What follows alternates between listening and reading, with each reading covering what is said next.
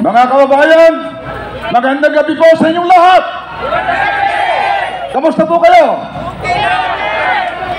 Ako po si Romeo Pokis, retiradong general at patuloy na sundalo ng bayan. Wala ho dapat ako dito ngayon dahil 40 anyos na kayo akong nagserbisyo sa bayan, sa ating militar. Pero alam naman natin na ang ating bayan ay lumuluha at nagdurusa. Narito tayo ngayon para ipahayag ang dapat nating ipahayag sa mga taong namumuno sa atin. Ang United People's Initiative po ay binuo natin dahil sa mga nangyayari sa bayan tulad dito. Ang United People's Initiative ay nagsusulong ng mga tinghain para sa kabutihan ng ating bayan. Meron mga nagsasabi sa akin na ako po daw ay nabuo nito dahil ito ay may political na intensyon.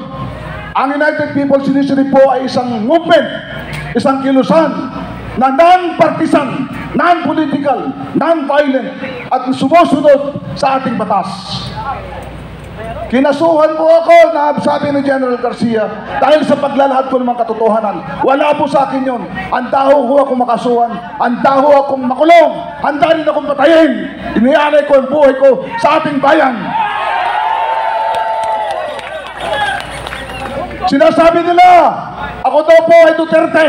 Ginagawa po natin itong mga protestang ito dahil gusto nating umupo presidente si Vice President Duterte. Totoo po, tumulong po ako sa kampanya ni President Duterte noong 2015. Alam mo namang si Kasama po akong bumuo nung alyansang ALTAB, Alyansang Duterte Bongbong. Hindi ho alyansang Duterte Cayetano, alyansang Duterte Bongbong Marcos noong 2016 eleksyon. Noong 2022 eleksyon, ito ang nakarang eleksyon sa presidente. Mga kaibigan ko po, mga sibilyan, mga military, mga volunteers po, binuo namin ang BBM 2.0 sa kanyang kampanya. Agosto pa lang po ng 2015, nag-umpisa na kami mag-organisa. Nagkaroon ng mga programa BBM 2.0 para sa kampanya ni BBM sa 2026 at 2022. Wala pa siyang katandem noon. Noong nag-decide si Inday Sara na makipagtambal sa kanya, ang aming grupo tinawag namin BBM Sara 2.0. Kaya sinasabi lang Duterte ko, hindi ho. Ang ginagawa natin ho dito, wala hong kasamang politika. Ganyan ho ang UPI. Pinatunayan po namin ito ng maraming beses. Katunayan po, minsan lang po kami nakita ni Bibi Sara nung kampanya ni President ni Mayor Rodrigo Duterte noong 2015. Hindi ho kami nag-uusap, di na ho kami nagkita. Mati-check nila yan sa technology na yun. Kaya itong ginagawa ng UPI, hindi po ito, advocacy po ito.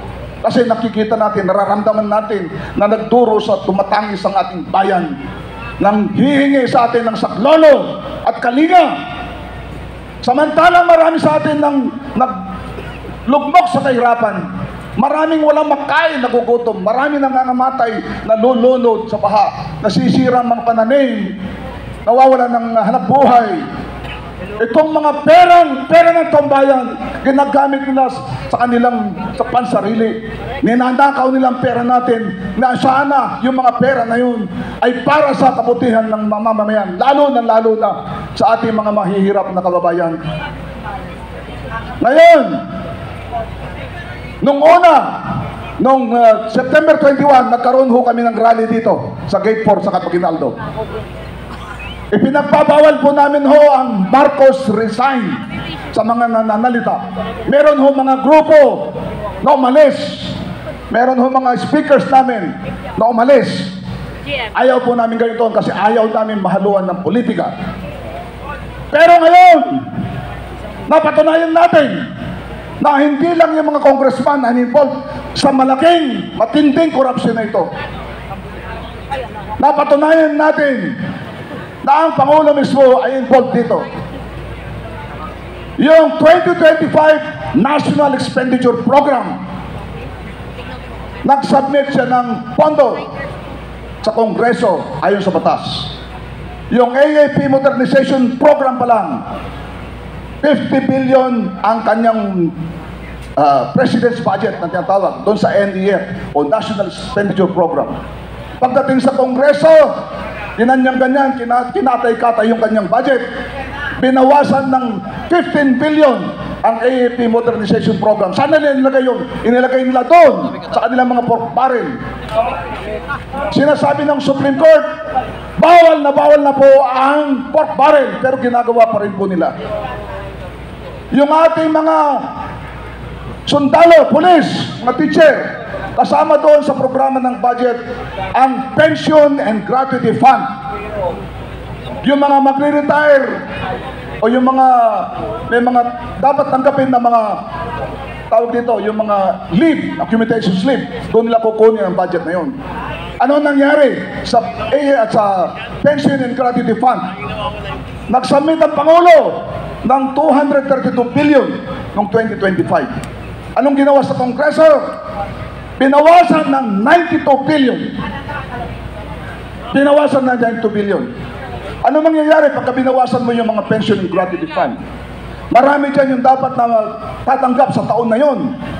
Wala sila matatanggap dahil walang pondo. Ipoprogram yung schedule pa yan sa susunod na taon para makatanggap sila. Ganon po ang nangyayari. Okay. Kaya itong mga insertions na tinatawag, ang mga insertions na yan, pork barrel po yan. Alam naman natin. Okay? 100 billion na. Kaya ang ating mga sundalo, lalo na, tinaas ang kanilang subsistence allowance ng 200. From 150 pesos to 350 pesos. 200 increase. Saan galing yun? Doon din sa AFP Modernization Program dapat, sa Armed Forces din po dapat yun. Doon din sa PGF, Pension Gratuity Fund. Para kang binigyan ng candy, akala mo nagpapasalamat ka. Mga sundalo natin tuwan-tuwa. Hindi na alam, galing din sa AP budget yun. Ganun nangyari. So ganun. Ngayon, bakit hindi dapat managot ang Presidente? Dapat managot ang Presidente. Bakit? Yung pinagawa nilang mga kongreso, congressman, nung kinatay-katay nila yung kanyang budget, punta sa PAICAM, in-approve yung mga small committee, minagic-magic nila doon. Kung ayaw sana ng Pangulo yon, hindi dapat niya inaprubahan yun, yung budget na yun. Inaprubahan niya. Ibig sabihin, kasama siya doon. Meron, hindi lamang siya command responsibility, kundi moral responsibility. Ngayon, galit na galit yung mga mamamayan. Yung mga namamasada dyan, nagtsatsaga sa barya-barya. Para may pampakain sa sa kanilang mga pamilya. Pero nangyari, ninakaw ang mga pera, pati mga pamilya nila, pinangangalandakan pa ang pagnanakaw nila. Hindi lamang milyon, hindi lamang bilyon, trilyon na po. Hindi pa po ba tayo na matatako ang magagalit sa ganun nangyari sa ating bayan? Mahal pa natin talaga ang ating bayan? Ito ba ito nangyayari sa atin? Kailangan ito, ngayon mga kaubayan, panahon na